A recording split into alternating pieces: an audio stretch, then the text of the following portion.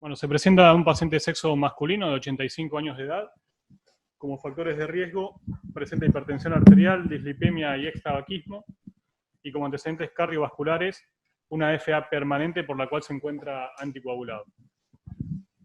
Como otro antecedente importante, enfermedad coronaria que tiene revascularización endovascular en el año 2012 con 3 stent y una última en contexto de un apremio positivo en 2018 con 4 stent.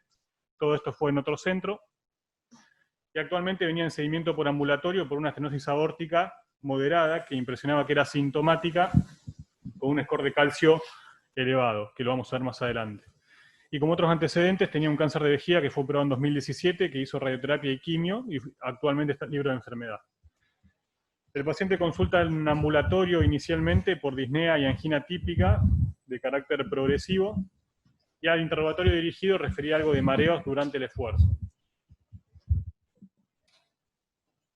Es evaluado en consultorio con un ecocardiograma que presentaba de otro centro, de enero de este año, que informaban un BI en el límite inferior, una fracción de eyección de 50%, con hipoquinesia global e hipertrofia ventricular difusa de 1,2 de septum y 1,1 de pared posterior, y una válvula aórtica extensamente calcificada con restricción de su apertura en grado severo, que es lo que estaba informado en el ecocardiograma del otro centro. Pero los gradientes tenía máximo de 24.7 y gradiente medio de 14.7. Ahí la pregunta puede ser que sea una bajo gradiente, bajo flujo paradojal.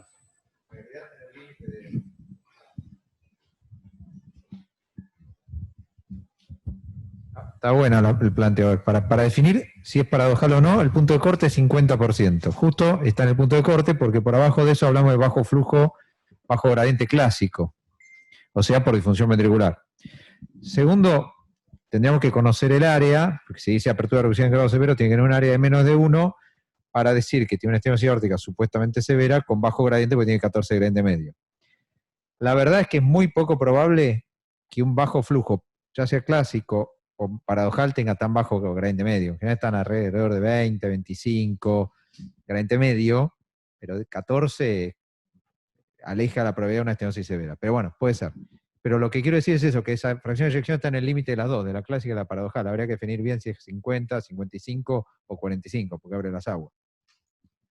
Ahora, Mariano, yo me pregunto, vos fuiste muy crítico con respecto a la capacidad discriminatoria que teníamos de definir un punto de corte duro de fracción de eyección.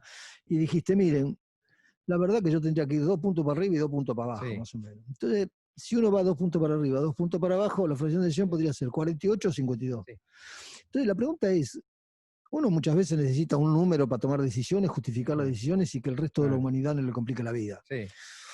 Pero en la forma cotidiana, vos, por tu experiencia, ¿cómo manejas esto? La variabilidad que hay, la determinación de una fracción de eyección y el hecho de que un valor muy duro y firme y claro hace que te haga ir para un lado o para el otro. No, la verdad que yo ahí sería bien cualitativo. Diría, ¿el ventrículo es normal o no es normal? Listo. Digamos, función normal, función no normal. Ok.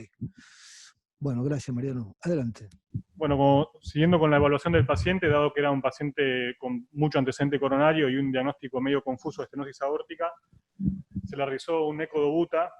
Eso fue realizado acá en este centro, donde en el eco basal fue más o menos parecido, tenía un gradiente pico de 24 y un gradiente medio de 14, y en el pico de dosis de dobutamina hay una mejoría global de la función ventricular, sin trastornos regionales de la motilidad, y en ese contexto los gradientes transvalvulares, tanto el máximo como el mínimo, fueron de 34 y 14, el mínimo no, pero el medio, 34 y 14 gradiente medio, son el pico de dosis.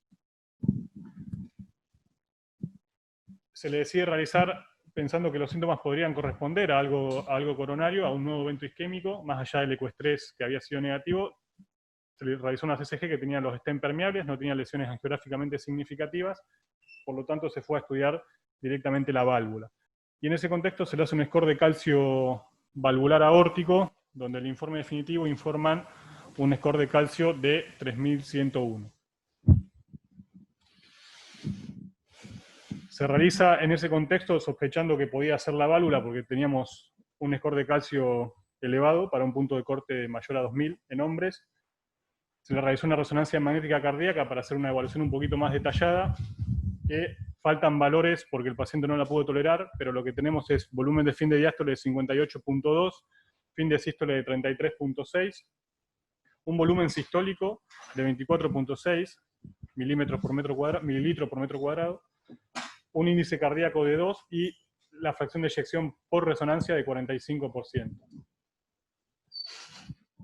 Por lo tanto, en este contexto, medio que se puede llegar a confirmar el diagnóstico de estenosis aórtica y que sea bajo gradiente bajo flujo paradojal, y el paciente se internó de manera programada para realizarse una valvuloplastia como puente a lo que puede ser un tratamiento endovascular. Cuando ingresa a la unidad coronaria, ingresa con esta radiografía de tórax, normotenso 120-70, a 100 latidos por minuto, saturando 97% aire ambiente, tenía edemas un secto en miembros inferiores, y el laboratorio de ingreso, 36 de hematocrito, 140 de sodio, 4,6 de potasio, una función renal normal, y los biomarcadores fueron de 2700 de BNP y troponina de 25. Este es el electrocardiograma del paciente. Bueno, está fibrilado y otra historia. Se le instaura furosemía endovenosa para realizar balance negativo y hace 6 litros durante la internación. Se le realiza la valvuloplastia y cuando le realizan las mediciones se obtiene un gradiente de 5 milímetros de mercurio con una tensión arterial de 160-70. Por lo tanto, al no levantar gradientes durante el procedimiento, se decide abortar el mismo y no se realiza. Ahí está el tema. Bueno, que el tipo, sí. No, una pregunta no. Si se le pidió un pirofosfato a este paciente. Sí, tiene un centellograma negativo. Pero más allá de, yo entiendo lo del pirofosfato, pero más allá de esto es una estenosis aórtica moderada o leve. Muy bien. Y es importante esto, ¿no? Porque de esto depende qué haríamos con este enfermo, porque el tipo tiene insuficiencia cardíaca con 6 litros de balance negativo.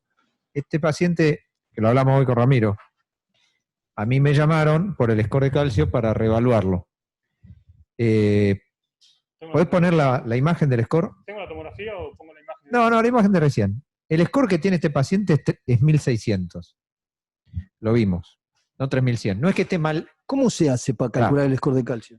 No importa, no entremos mucho en detalle, este estudio no lo informamos nosotros, pero hay un error muy común de quien no hace válvula asiduamente. Uno agarra y mete todo lo que ve en el campo como válvula. Y esto es la valva anterior de la mitral que está calcificada. Esto no es el anillo aórtico. Y cuando agarra esto, mete esto, que es el seno coronariano, no coronariano, o sea, porque la aorta es una estructura que no está totalmente alineada en el plano de corte de la tomografía. Entonces, cuando nosotros cortamos una aorta que está oblicuada siempre en todos nosotros, porque está inclinada, tenemos de un lado válvula y del otro lado otra estructura que es pared de aorta. De un lado válvula y del otro lado el anillo mitral. Si incluimos todo, no sé si se entiende, vamos a sobreestimar el score de calcio. Cuando me llamó a mí Ignacio Seropian y lo remedí exclusivamente midiendo las valvas, que es lo que hay que medir, da 1600. O sea que ya está, sale del criterio de severidad por score de calcio. Porque alguien podría decir, ¿por qué vos decís que no tiene una estenosis severa si tiene 3100 y más de 3000 en hombres tiene 99% de especificidad de que la estenosis es severa? Porque no tiene 3100, tiene 1600. Y eso tiene más del 90% de especificidad de que no es severa. O sea que ya salimos de la severa. Mariano, si uno puede dialogar con quien hizo el primer informe, Sí. habría que volcar en la historia clínica cuál es el nuevo valor, porque si no va a quedar rotulada como que tiene mucho calcio y dice, no, mirá, sí, y la gente va a seguir repitiendo esto. Y dicen que no es moderada, pero tiene mucho calcio, tiene mucho. O sea, habría que colocar en algún lugar y modificar el informe para cambiar. Es fácil levantar un informe cerrado, ese es el tema. Pasa que hay que hacer todo un tema para levantar un informe cerrado de tomografía. No es tan fácil cerrar porque está cerrado y demás.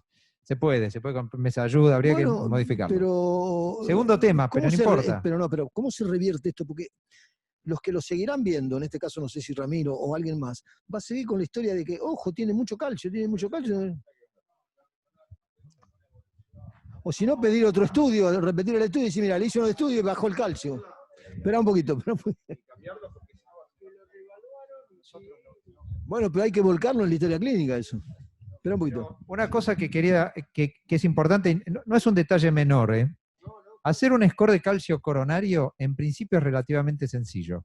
Para hacer un score cardiovascular aórtico es bastante complejo desde el punto de vista, no complejo desde el punto de vista técnico, bastante complejo no meter cosas que no son, y para eso hay que ir mirando todo el tiempo que uno esté mirando solo las valvas y no otra cosa, porque en el mismo plano de corte hay un montón de cosas. Y lo más común es que pase esto, que se sobreestime cuando la raíz está calcificada, porque se incluyen cosas que no son las valvas. Y eso está en todas las publicaciones. No, quería decir, este paciente lo vimos nosotros en la internación hace poco, y bueno, eso lo volcamos en la historia, de que, digamos, la estenosis no es el problema del paciente. Yo coincido con Mariano, esto parece más una estenosis leve. Tiene una aurícula izquierda gigante este paciente otra vez, y pone el electro un cachito, y tiene el electro con bastante sobrecarga, ¿sí? O sea, miocardiopático. Y son los pacientes que tienen insuficiencia cardíaca con función conservada, no le falta nada, tiene edad, hipertensión, falla renal, fibrilación auricular, fracción de eyección conservada, y no tiene una valvulopatía severa. La pregunta es con qué fracción de eyección te quedás.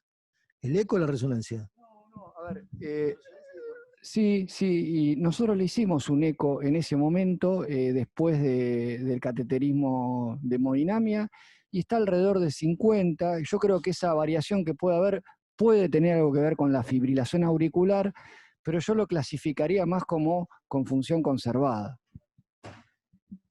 Mostrá el eco con la dobutamina y ya nos vamos. Dale. A ver el eco de dobutamina. No, la pregunta es, cuando llega a este rango habiéndose estimulado con dobutamina, 34-14, no, ¿cuánto es? Sí, con la dosis, o sea que siguió en el rango normal, siguió en el rango bajo, no se movió de ese lado. Bueno, ahí está. O sea que realmente no hay ningún elemento de juicio para pensar que esto no es FLEBE. Y como tal, doctor Ramiro, vos sos el médico de cabecera de esta paciente, ¿verdad? Sí. ¿Eh? Sí. Bueno, ¿quedaste conforme o parcialmente? No, se estudió de arriba abajo, yo me quedo conforme, pero se lleva un diagnóstico, estoy de acuerdo con Aníbal. Es un paciente añoso con una aurícula dilatada, probablemente tenga disfunción diastólica, suma que es fibrilado y algún toque ventricular por algo coronario, y eso hizo insuficiencia cardíaca. ¿Alguna consideración más? César, vos diste el otro día una charla excelente. Yo comparto lo que dijo Diego. Este señor compró todo para tener una amiloidosis, porque tiene bajo flujo, y ya sabemos que tiene bajo flujo porque por resonancia tiene bajo flujo. La amiloidosis se suele asociar a bajo flujo. Ventrículo chico, fibrilado y una estenosis aórtica que no cierra. ¿Vos te alcanza un pirofosfato negativo para decir, me quedo tranquilo que no tiene una TTR? ¿O a este tipo dirías, es uno de esos que yo por ahí lo sigo insistiendo? Porque este compró números para amiloidosis. Sí, no tenía tanta hipertrofia ventricular, pero sí tenía... Hipertenso severo el señor, nada. No. Y diría muchas más cosas que ahí lo que indican que es una biopsia miocárdica. Es una posibilidad, en realidad los falsos negativos, cuando hay mucha prevalencia clínica, indican la biopsia. Yo no escuché bien al paciente, no puedo comentar mucho, pero sería la posibilidad. Me da la impresión que tiene datos, no sabemos por qué tiene hipertrofia el señor, por qué tiene engrosamiento. Pero el electro... Es hipertenso, pero no es un hipertenso severo. Está con una sola droga. Bueno, si uno quiere ser estricto con los protocolos, tendría que biopsiarlo. Esa sería la indicación. Ahora, yo me pregunto esto. La pregunta es, hace 6 o 7 años, y nosotros estábamos tranquilos. Mira, este tipo no tiene una estenosis aórtica, por lo tanto no lo mandes a cirugía. Terminó la historia. ¿Por qué? Porque cuando uno se enviaba a cirugía a un paciente para operarse de válvula aórtica, teníamos que estar muy seguros que tenía esto. Pero ahora esta historia cambió, porque cualquier hijo de vecino dice, che, ojo, mirá, ¿no será para hacer una valvuloplastía y después un TAVI? Es decir, que apareció un nuevo problema, mientras que antes no teníamos problemas. ¿Cuánto tiene? Y tiene 200 de gradiente. Habla con alguno de los muchachos para operarlo. Ahora aparece toda esta historia de medidas, contramedidas, variaciones de las medidas en reposo, medidas en esfuerzo, qué sé yo, que la valvuloplastía, que si mejora, que esto, que lo otro. Y realmente tenemos un problema. Apareció un nuevo problema en cardiología. Y yo estoy esbozando que ahora aparece otro problema. Todos los pacientes con insuficiencia cardíaca con fracción de eyección preservada En potencia podrían ser amiloidóticos y requerirían pirofosfato más biopsia, por lo que señaló César de los falsos negativos del pirofosfato, y eventualmente una medicación de alto costo. ¿Esto es cierto o es un invento? ¿No estamos entrando en una fase inventiva de toda esta historia? Para que se sobreestudian los pacientes. Ahora, los pacientes que yo dije que había mucha prevalencia clínica, era un paciente que tenía una mutación genética, y mutación genética tenía clínica, neuropatía, creo que era el caso, para pensar en amiloidosis tenía muchos datos y además un ecocardiograma compatible. Entonces, en ese caso, yo no sé si en este caso, si no hay otro dato, avanzar. El otro es una prevalencia alta de que tuviera una TTR, ¿no? ¿Se acuerdan del miocardio no compacto? Sí, y del prolapso, de verdad. Y del prolapso. No señalo el prolapso porque es una referencia demasiado histórica y uno puede quedar embretado con la historia demasiado. Pero lo del no compacto es una historia contemporánea a todos nosotros. Bueno, listo, vamos con el próximo. Sí, perdón. Aníbal Arias quiere ver un electrocardiograma de la historia. A ver. Quiere un segundito, Aníbal. Che, Arturo, vos trajiste lo de no compacto, César trajo un pasado muy pasado. Y yo siempre, esto es personal, no vaya a ser que en el futuro digamos, ¿no? ¿Te acordás del Takotsubo? Esto es personal. No creo que sea el caso. El Takotsubo me parece, lo que tal vez, no, el Takotsubo no va a desaparecer, mientras que el prolapso desapareció. Y el no compacto está en vías de. El Takotsubo va a seguir existiendo. Lo que no va a existir es, a lo mejor aparece una nueva hipótesis del mecanismo. Lo del mecanismo puede ser. Bueno, a ver.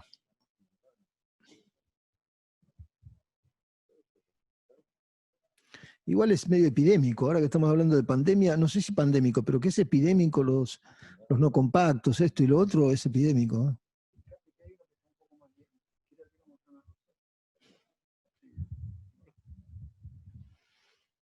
No, yo quería ver un electro que estaba un poquito más lento, porque, a ver, yo estoy de acuerdo en ir a buscar la amiloidosis senil, estoy de acuerdo en el pirofosfato, pero tal vez me embarcaría en algo como una biopsia, que es algo invasivo, en un paciente que tiene todo el resto negativo. Este es un hombre que es hipertenso, tiene hipertrofia, tiene voltajes altos en el electro, tiene T negativas, tiene falla renal, es un coronario, tiene una fibrilación de larga data. A lo que voy es que no me embarcaría en un algoritmo de biopsia en un paciente que tiene esta cantidad de factores de riesgos, todos asociados a la ICC con función conservada. Tal vez en un pirofosfato negativo, en un paciente que está refractario y que no tiene ningún otro factor de riesgo, ahí sí tal vez, ¿no? Yo en este enfermo lo dejaría tranquilo, ¿no? Porque, ojo, porque ya tiene un estudio afuera, un estudio acá, un eco de butamina, una tomografía, un score de calcio, una resonancia. Me parece que a lo mejor decirle, bueno, vengan un tiempito y charlamos. Vamos con el próximo.